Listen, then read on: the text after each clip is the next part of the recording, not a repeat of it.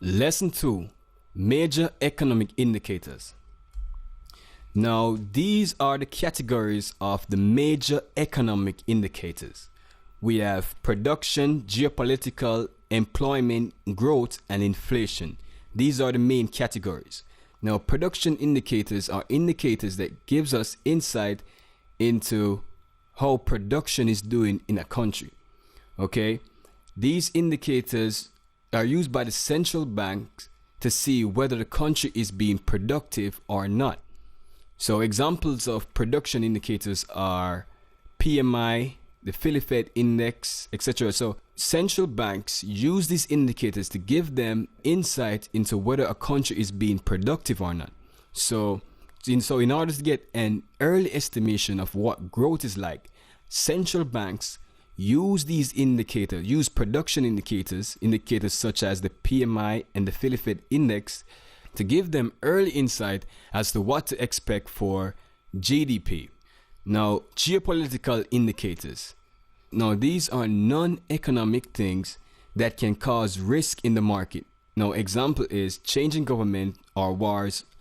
Now, employment. Now, examples of employment indicators are like non-farm payrolls, jobless claims, and the employment rate. Now, these indicators give you an understanding of how many persons are unemployed in an economy.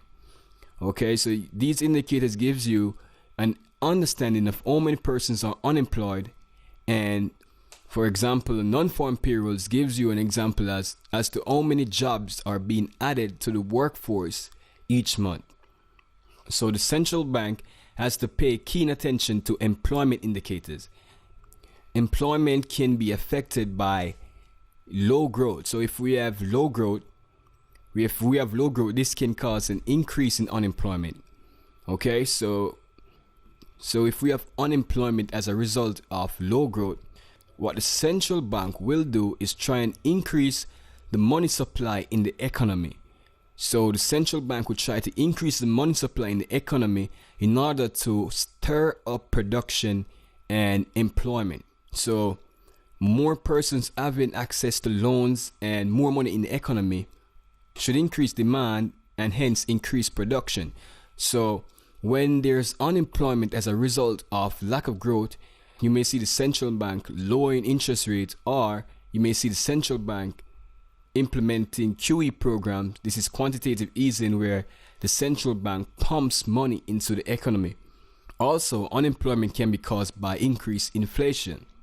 Now, this is when increased prices causes a decrease in demand, and decrease in demand results in a decrease in production, and if employers are not producing as much, then employers do not need as much employees. So this can cause unemployment, and I explain this further on in the course. So high inflation can cause unemployment, so the central bank has to keep keen focus on unemployment indicators, and this is one of the main reasons why indicators such as the employment rate and non-farm payrolls has such a huge impact on the market. Now, growth indicators. Now, an example of a growth indicator is GDP, which is the gross domestic product, and this is released every 3 months. Now, this tells us if the economy is growing or not. We want to see an increase in the GDP number. We want to see a constant increase in the GDP number, and this tells us that the economy is growing because increasing GDP means increasing production, which is growth. And we also have inflation indicators. Now, an example of an inflation indicator is the CPI, and this is released every month. Now, the CPI is the consumer price index and gives us insight into the rate of inflation in a country. So the central bank pays keen attention to CPI to always have an understanding of the level of inflation in a country. And inflation is how the cost of goods and services are moving. So If the cost of goods and services are increasing, we say we have increased inflation. And if the cost of goods and services are decreasing, we say we have decreasing inflation or decreased inflation. Okay? And in the next lecture, we'll be looking at tools for economic stability.